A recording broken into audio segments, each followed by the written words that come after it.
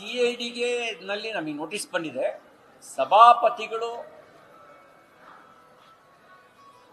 Police ಇಲಾಖೆಗೆ ತನಿಖೆ ನಡೆಸೋದಕ್ಕೆ ಅಂತ ಕೆಲವು ಪ್ರಕರಣಗಳನ್ನು ಕೊಟ್ಟಿದ್ರು. ಯಾವ ಪ್ರಕರಣ ಅಂದರೆ, ನಮ್ಮ ಅರುಣ್ ಅವರು ಮತ್ತು ಸಂಕನೂರವರು ಒಂದು ದೂರು ಕೊಟ್ಟಿದ್ರು ಸಭಾಪತಿಗಳಿಗೆ. ಕಿಶೋರ್ ಕುಮಾರ್ ಅವರು ಒಂದು ದೂರು ಕೊಟ್ಟಿದ್ರು ಸಭಾಪತಿಗಳಿಗೆ. ಅವುಗಳಿಗೆ ಸಂಬಂಧಿಸಿದಂತೆ ತನಿಖೆ ನಡೆಸಿ ಅಂತ ಹೇಳಿ ಪೊಲೀಸ್ ಇಲಾಖೆಗೆ ಸಭಾಪತಿಗಳು ಸೂಚಿಸಿದ್ರು. ಆ ಹಿನ್ನೆಲೆಯಲ್ಲಿ ನೋಟಿಸ್ ಬಂದಿದೆ. ಇವತ್ತು ಹೋಗ್ತಾ ಇದ್ದೀವಿ, ವಿಚಾರಣೆಗೆ ಹೋಗ್ತೀವಿ. ನಾನು ಊರಲ್ಲಿ ಇಲ್ಲದೆ ಇದ್ದಾಗ ಒಮ್ಮೆ ನೋಟಿಸ್ ಬಂದಿತ್ತು. ಅವರಿಗೆ ಫೋನ್ನಲ್ಲಿ ನಾನು ಮಾತಾಡಿದ್ದೆ, ನಾನು ಊರಲ್ಲಿಲ್ಲ ಅಂತ. ವಿಚಾರಣೆಗೆ ಹೋಗ್ತೀವಿ, ಸತ್ಯ ಏನಿದೆ ಅದನ್ನು ಹೇಳ್ತೀವಿ. ನಾನು ಕೊಟ್ಟ ದೂರು ಇದುವರೆಗೂ FIR ರಿಜಿಸ್ಟರ್ ಆಗಿಲ್ಲ.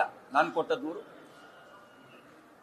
ಅದಕ್ಕೆ ಸಂಬಂಧಪಟ್ಟಂತೆ ಈಗಾಗಲೇ ನಾನು ರಾಜ್ಯಪಾಲರಿಗೆ, ಮುಖ್ಯಮಂತ್ರಿಗಳಿಗೆ, DGP IG ನನ್ನ ದೂರಿಗೆ ಸಂಬಂಧಪಟ್ಟಂತೆ, ಅದಲ್ಲದೆ SP ಬೆಳಗಾವಿ ಗ್ರಾಮೀಣ, ಬೆಳಗಾವಿ ಮಹಾನಗರದ ಕಮಿಷನ್, ಇಷ್ಟು ಜನರಿಗೂ ನನ್ನ ದೂರಿಗೆ ಸಂಬಂಧಪಟ್ಟಂತೆ ಕ್ರಮ ಕೈಗೊಳ್ಳದೇ ಇರೋದ್ರ ಬಗ್ಗೆ ಪತ್ರವನ್ನು ನಾನು ಬರೆದಿದ್ದೇನೆ. ನನಗೆ ರಾಜ್ಯಪಾಲರಿಂದ ನನ್ನ ಪತ್ರಕ್ಕೆ ಸಂಬಂಧಿಸಿದಂತೆ ರಾಜ್ಯ ಸರ್ಕಾರಕ್ಕೆ, ಚೀಫ್ ಸೆಕ್ರೆಟರಿಗೆ, ಮುಖ್ಯಮಂತ್ರಿಗಳಿಗೆ ಕಳಿಸಿದ್ದೀನಿ ಅಂತ ಅಲ್ಲಿಂದ ಪತ್ರ ಬಂದಿದೆ.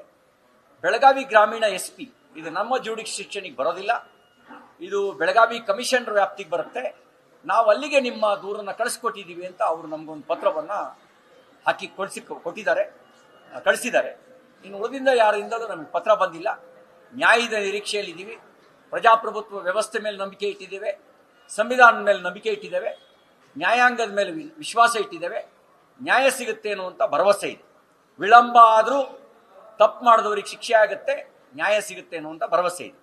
ರಾಜ್ಯಪಾಲರು ಮುಖ್ಯಮಂತ್ರಿಗಳಿಗೆ ಪತ್ರ ಬರೆದವರು, ನೀವೇನು ದೂರು ಕೊಟ್ಟಿದ್ದೀರಿ ರಾಜ್ಯಪಾಲರಿಗೆ, ಆ ಸಂಬಂಧಪಟ್ಟಂತೆ ಸೂಕ್ತ ಕ್ರಮ ತೆಗೆದುಕೊಳ್ಳಿ ಅಂತ. ಸೂಕ್ತ ಕ್ರಮ ಅಂದ್ರೆ ನಿಮಗೆ CID ಬೇಡ, CBI ಅಂತ ಕೇಳ್ತಾ ಇದ್ದೀರಾ. ನಿಮ್ಗೆ ಸೂಕ್ತ ಭದ್ರತೆ ನೀವು ಕೇಳ್ತಾ ಇದ್ದೀರಾ. ಇವೆಲ್ಲವೂ ಕೂಡ ಸರ್ಕಾರ ವ್ಯವಸ್ಥೆ ಮಾಡ್ಕೊಡುತ್ತಾ, CBI ಕೊಡುತ್ತಾ ಅಂತ ನನ್ನ ಪತ್ರದಲ್ಲಿ ವಿವರವಾಗಿ ಉಲ್ಲೇಖ ಮಾಡಿದ್ದೀನಿ. ನನ್ನ ಮೇಲಿನ ಹಲ್ಲೆಗೆ ಕುಮ್ಮಕ್ಕು ನೀಡಿರ್ತಕ್ಕಂಥವ್ರು ಸಾಮಾನ್ಯ ಜನ ಅಲ್ಲ.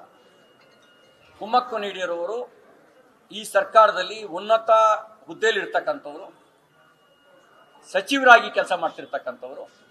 ಹಾಗಾಗಿ ನಿಷ್ಪಕ್ಷಪಾತವಾದ ತನಿಖೆ CIDಯಿಂದ ಆಗೋದಕ್ಕೆ ಇವ್ರು ಬಿಡ್ತಾರೆ ಅನ್ನೋ ವಿಶ್ವಾಸ ಇದೆ.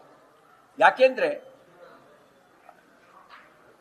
ನನ್ನ ಮೇಲೆ ದೂರು ಕೊಟ್ಟವರ ದೂರನ್ನ ದಾಖಲಿಸೋದಕ್ಕೆ ಅವಕಾಶ ಇಲ್ಲ. ಯಾಕೆಂದ್ರೆ ಮೊದಲು ಜ್ಯೂರಿಡಿಕ್ಷನ್ ಎಸ್ಟಾಬ್ಲಿಷ್ ಮಾಡಬೇಕು.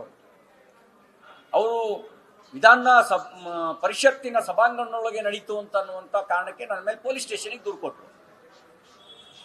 ದೂರು ದಾಖಲಿಸೋದಕ್ಕೆ ಮುಂಚೆ ಈ ವಿಧಾನ ಪರಿಷತ್ತಿನ ಸಭಾಂಗಣ ನಮ್ಮ ವ್ಯಾಪ್ತಿಯೊಳಗೆ ಬರುತ್ತಾ ಅಂತ ಜ್ಯೂರಿಡಿಕ್ಷನ್ ಎಸ್ಟಾಬ್ಲಿಷ್ ಮಾಡ್ಕೋಬೇಕಿತ್ತು.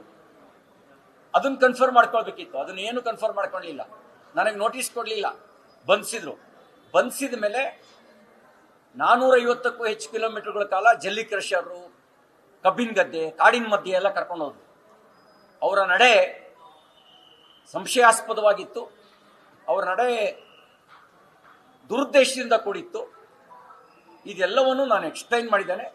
ಹಾಗಾಗಿ ನಮ್ಮ ಪ್ರಜಾಸತ್ತಾತ್ಮಕ ಮಾರ್ಗದಲ್ಲಿ ನಂಬಿಕೆ ಇಟ್ಟು